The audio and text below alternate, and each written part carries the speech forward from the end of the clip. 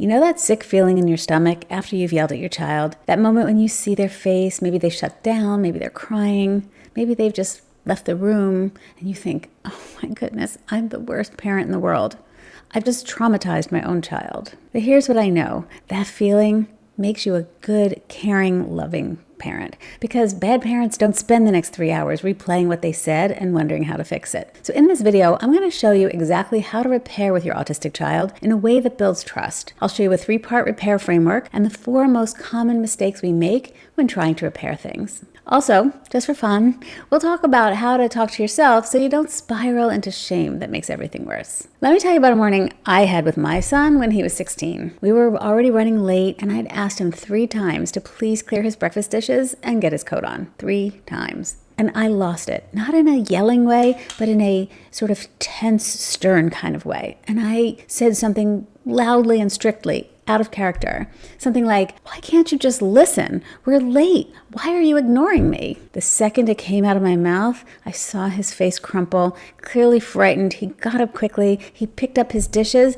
and knocked his cup on the side of the chair, and it crashed to the ground. He was clearly shaken by the whole thing. And I stood there thinking, oh, great, Mother of the Year right here. But here's what I've learned since then. That moment where my nervous system hit overload and I reacted from my own dysregulation, it's not a parenting failure, it's a human moment. I mean, not my best moment, but a human moment. And the real question isn't, how do I never have those moments? Because you will. We all do. The real question is, what do I do next? Because repair, real repair, is actually one of the most powerful things you can do for your relationship with your autistic child, or in any relationship, really. It teaches them that ruptures don't mean the end of safety. It models accountability, and it shows them that relationships can survive mistakes. So let's talk about how to do it right. Before we get into the how, I want to acknowledge something that might be happening in those heated moments. Because when you're standing there, feeling your temperature rise, there's this complicated swirl of feelings, right? Part of you is thinking, I'm effing allowed to feel frustrated. Why do I always have to be the one who holds it all together?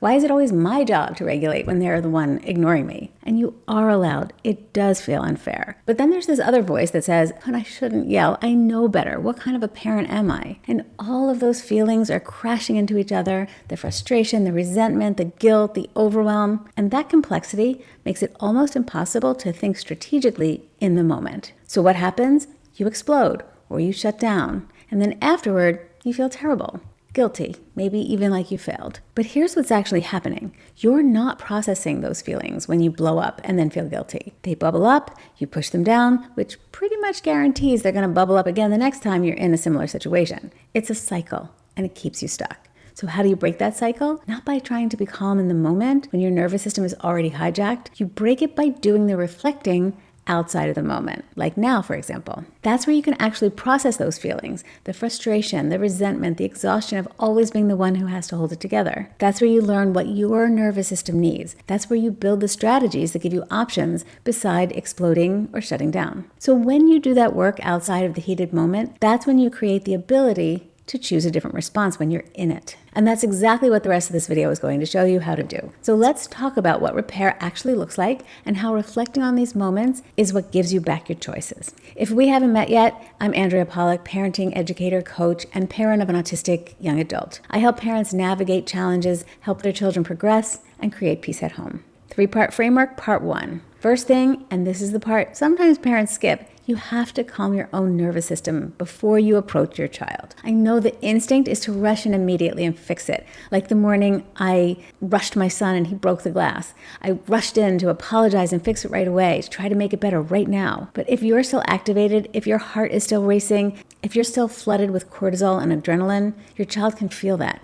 Their nervous system is reading yours, and approaching them while you're still dysregulated can actually re-trigger them. So before you do anything else, you just need to give yourself a minute or 2 to calm down. Do whatever it takes, whether it's physiological, stepping away for a moment, or using supported self-talk. Not, I'm such a terrible parent, but instead, I yelled because I was overwhelmed. That doesn't make me a bad person. I can repair this. The goal here is not to be perfectly calm. It's to get yourself out of fight or flight so you can show up for your child in a regulated enough way. Give yourself 5 or even 10 minutes if you need it. Your child will be okay. In fact, they'll be better off if you come back grounded. Part 2, simple, direct repair. Now that you're ready to approach your child, here's the key. Keep it short, keep it concrete, Keep it about your behavior, not theirs. Here's what that can sound like. Earlier I yelled at you and that was scary and not okay. I'm working on using a calmer voice even when I'm frustrated. That's it. Notice what's not in there. No long explanation about why you were stressed. No, but you weren't listening. No, making them comfort you. You're modeling accountability. You're naming what happened, you're taking responsibility,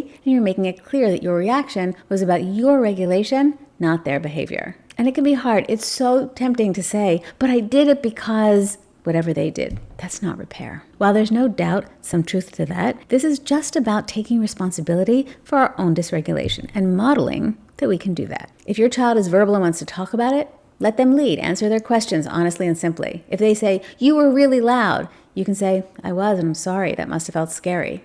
If they say, are you still mad? You can say, look, we can talk about the mornings, but right now I'm just apologizing for being loud and getting upset. You don't have to deny that you had feelings about it, but you don't need to get into it when you're trying to repair. The point is you're showing up, you're acknowledging what happened, you're offering safety again. And then you let them come back to you in their own time. Don't force reconnection. Trust that your nervous system being calm is doing the repair work, even if they're not ready to engage yet. And part 3 is just make one small change. What we don't want to do is make a promise we can't keep, like, I'm never going to yell again. And then we yell next week and we feel bad because we broke our promise. So instead of making a big sweeping commitment, I want you to identify just one small thing you can change next time you feel yourself getting activated. Not, I'll be a perfect patient parent, but something like, next time I feel myself heating up, I'm going to say out loud, I need a minute, and step away. Or next time I'm frustrated about the morning routine, I'm going to set a timer instead of repeating myself. Next time I feel overwhelmed, I'm going to put my earbuds in and take 3 breaths before I react. The goal is to interrupt the pattern one step earlier than where you lost it last time. You're not trying to be perfect. You're just trying to build a new pathway in your brain, one that says, I have options beside yelling, and yelling is not going to get me what I want most. And the beautiful thing, every time you catch yourself earlier, you're strengthening that pathway. You're teaching your self-regulation in real time. That's how change happens, not through shame, but through compassionate, realistic micro changes. So before we wrap up, here are just a few common mistakes that parents sometimes make. Number 1, over-explaining or turning it into a lecture. I yelled because I was really stressed about work and we were running late and you weren't listening and I've asked you 5 times and just stop. Your child doesn't need the full backstory. They need you to own your behavior and move on. Instead say, I yelled, that wasn't okay, I'm sorry. Mistake number 2, blaming the child. This one's hard, it's easy to do this. I'm sorry I yelled, but you really pushed my buttons when you didn't listen. Nope, that's not repair. That's blame with an I'm sorry tacked on the front. Instead say, I yelled because I was frustrated. That was my choice, not your fault. And mistake number 3, making your child responsible for your feelings. Like, I'm so sorry, I feel terrible. Do you forgive me? Are we okay? I just need to know you're not mad at me. You're putting your child in the position of having to manage your emotions. Let's not do that. Instead, we can say, I'm sorry I yelled, I'm working on it. And then mistake number 4 is apologizing, but not doing anything about it. If you're apologizing for the same thing every week, your child will stop trusting that apologies mean anything. Repair has to include reflection and a plan to do something differently next time. Ideally, just one small thing. One rupture followed by repair actually teaches your child that relationships are safe. It teaches them that people make mistakes, that you can hurt someone and still come back, that love doesn't disappear when things get hard. You know what doesn't teach safety? A parent who never ruptures because they've shut down emotionally. A parent who pretends everything is fine when it's not. A parent who can't admit when they've messed up. So if you yelled today, congratulations. You're a human who got overwhelmed. And now you get to show your child what repair looks like, what accountability looks like, what real, messy imperfection looks like. That's powerful. If you found this helpful, I have another video that might support you. It's about how to manage your own nervous system when your child is dysregulated, so you can stay regulated even when things are falling apart. I'll link that up here. And if you try this repair framework, I'd love to hear how it goes. Leave a comment and let me know. What's one tiny thing you're going to try next time you feel yourself getting activated? You got this. I'll see you in the next video.